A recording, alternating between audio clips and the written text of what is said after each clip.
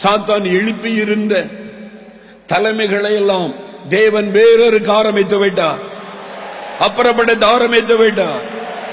இன்னும் அரசியலில் சுத்திகரிப்பு வரப்போகிறது.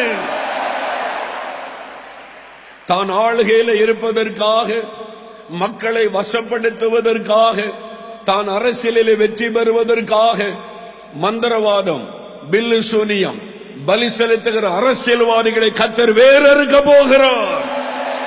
அவங்க அவமானப்பட்டு போவார்கள், அவர்கள் தெருக்களில் நிற்பார்கள்.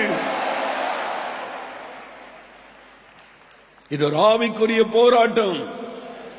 தமிழ்நாட்டு அரசியலிலே உண்டாகி கொண்டிருக்கிற காரியம் சாதாரணமான மனித கண்களால் பார்க்காத ஆவிக்குரிய கண்களால் பாருங்க.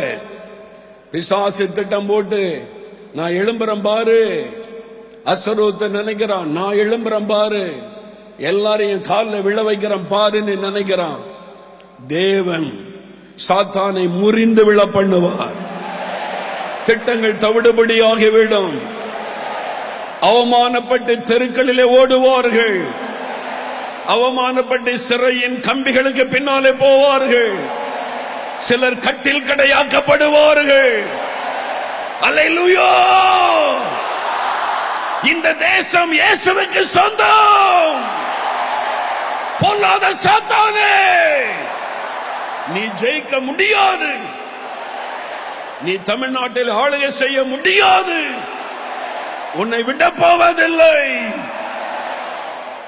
உன் சிங்காசனம் கவிழ்க்கப்பட்டு விட்டது சாத்தானே. திரும்ப நீ எழும்ப முடியாது. உன்னை எழும்ப விட மாட்டோம். இனி ஆவியானவர் தமிழ்நாட்டில் வைராக்கியமாய் இறங்கணும், வைராக்கியமாய் இறங்கணும். அந்த காலம் வந்துவிட்டு